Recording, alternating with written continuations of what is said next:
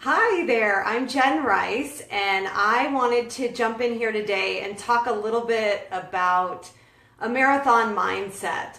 And the reason this topic came up for me is that I've been talking with other business owners who are running really hard for some goals in their businesses this month. Some are probably going after things that they just never even dreamed of, which is really exciting. And I've been taking a lot of notes and learning from them. And what I've noticed though is that we do have to adopt this sort of marathon mindset. And as someone who often has done things, I've definitely liked the instant gratification. I do like when something happens and it happens quickly. But there is something to be said about taking a small goal and several small goals and building that into a bigger goal. So, when you think about like even a marathon runner, anyone that's ever done any running, it's been a long time for me, but I remember I used to run in high school and then as I first went off to college. And the first mile for me was always really hard, and then I kind of hit my stride. And certainly if I focused on, the end mile when I was starting out, that's almost like defeating, right? So when you read about people that do these marathon runs and ultra marathon, and then even these elite athletes, they talk a lot about breaking things up into small, achievable goals, and then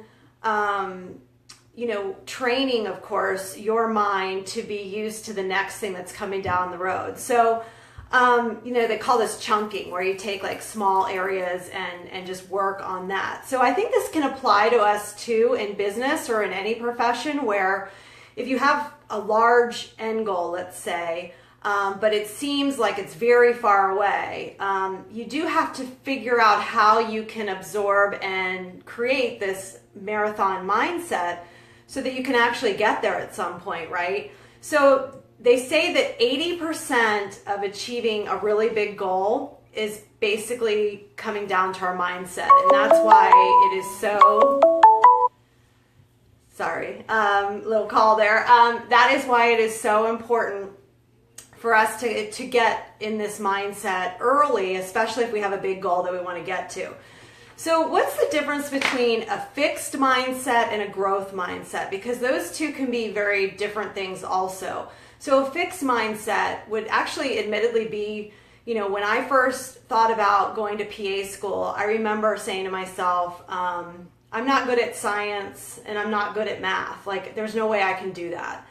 And so really all that did was create beliefs that would be an excuse for me to just remain where I was instead of trying something else that seemed like a big goal, but also it seemed like it was not really obtainable, at least in my opinion at the time.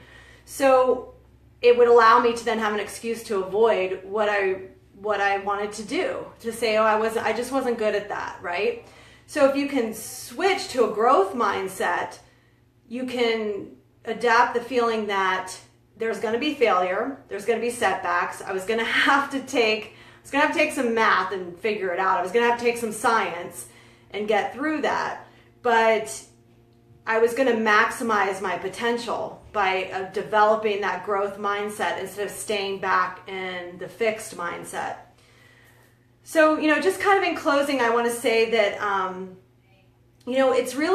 it's not always really about the result. It's kind of us building this identity around ourselves. I mean, I've been working on this a lot, especially in the last 3 years, is this identity of the type of person that I want to be that actually achieves these kind of results, right? So, if we can break things up into small bite-sized pieces and achieve as we go, we can build that marathon mindset.